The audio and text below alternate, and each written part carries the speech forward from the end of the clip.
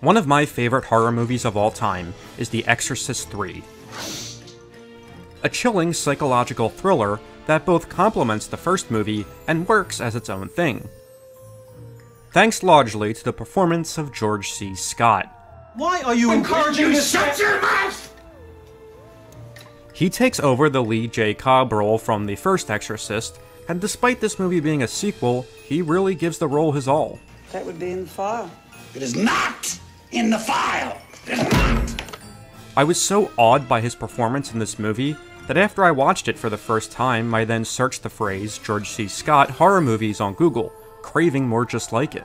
This led me to the only other horror film he starred in, 1980's The Changeling, an almost cult classic.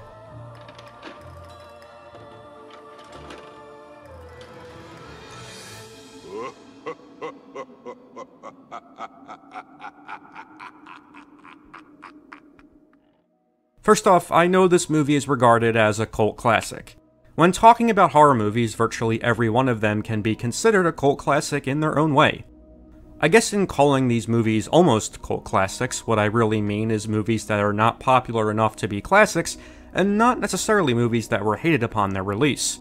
Movies that might be overlooked by younger film fans today, and that still deserve attention. Why should anyone object? Released in 1980, The Changeling is considered to be one of the best haunted house movies of the decade. Help! Help! John! Help! Help! Help! Directed by Peter Madak, the story the movie is based on came from a guy named Russell Hunter. Now, despite his involvement in this amazing movie, he didn't really do much else film-wise during his career. I mean, here's the guy's IMDb page. He was primarily a playwright and composer, as the movie's lead character is also a music professor. But beyond his involvement in this movie, it seems that little can be found about him online. I checked for more information on him in my file, but It is not in the file! It is not! It's alleged that Russell Hunter experienced his own paranormal events in the late 60s while living in an old mansion in Denver.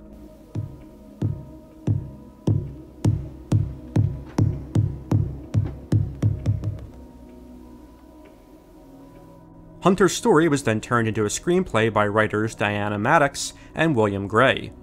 Once again, for writing such a compelling horror movie, the two of the screenwriters hadn't really written much up till this point in their career.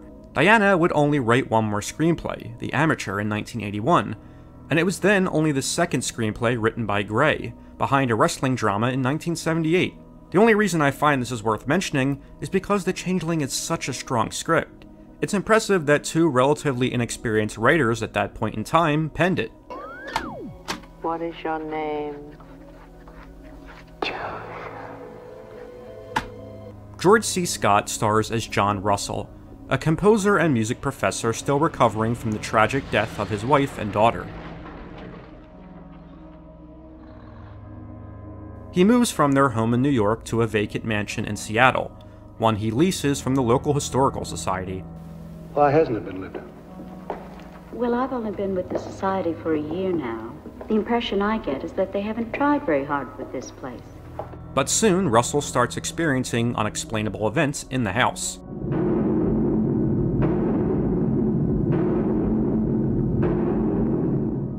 In a decade that would soon become defined by the slasher film, which I don't have a problem with, it's incredible just how scary this movie manages to be, relying on just the eerie phenomena taking place inside an old house.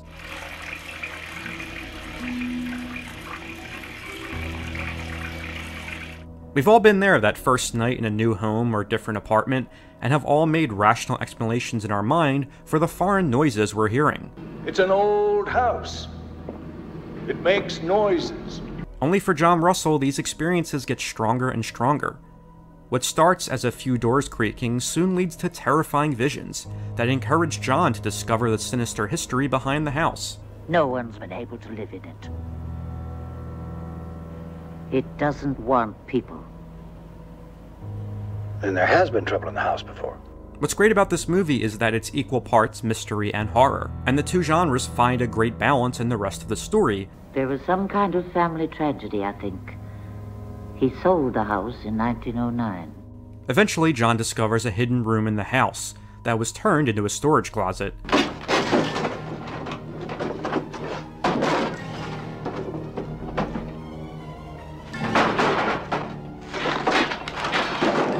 And this is where the movie takes its truly dark turn.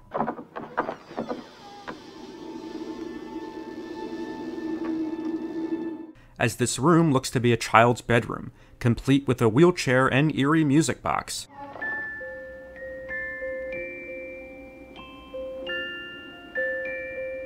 It's even more creepy considering these events supposedly really happened to Russell Hunter. He did find a hidden room in that house that appeared to belong to a disabled child at one point.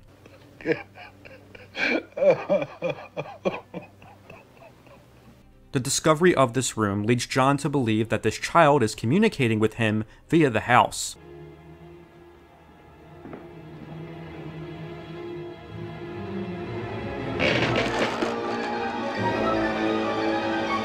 He is aided by a historical society employee named Claire, played by Trish Vanderveer, then married to George C. Scott in real life. He was murdered in this house in the attic. And buried. And then an orphan. Stop it, John, just for 1 minute. As John and her work to find out what happened in this home, John also learns to overcome the death of his family that brought him to this mansion in the first place. The tension and scares in this movie are so atmospheric and gradual that they all feel so unexpected as a result. Did you die in this house?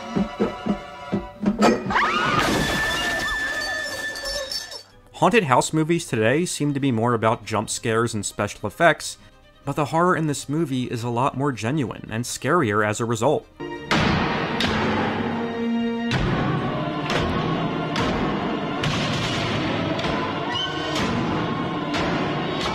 And speaking of genuine, can we just take a moment to praise George C. Scott?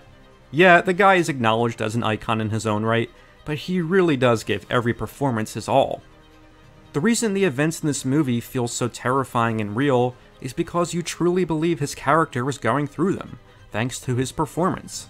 Changeling is the waste of a very good actor. You know, Gene, I agree with you on this one, you're right, and also about George C. Scott. I want to try something out on you. It seems to me that, in a sense, the problem with Scott's performance in this film is that it's too good. Goddamn son of a bitch. It's too subtle, it's too psychologically sound, it's too rational and laid back. What is it you want? And in a sense, in a haunted house movie like this, we actually need someone who will just wade in there and be more melodramatic and more hammy somehow to milk this material. What do you want from me? I've done everything I can do. By this point, we've seen pretty much every type of haunted house movie, but this is one that is still surprising, still mysterious, and still scary.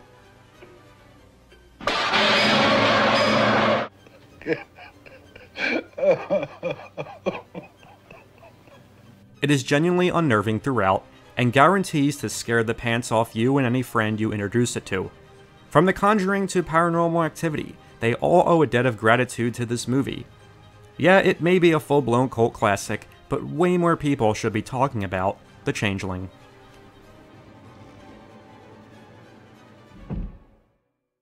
Putrid thing, every possible ugliness and corruption, you son of a bitch! I believe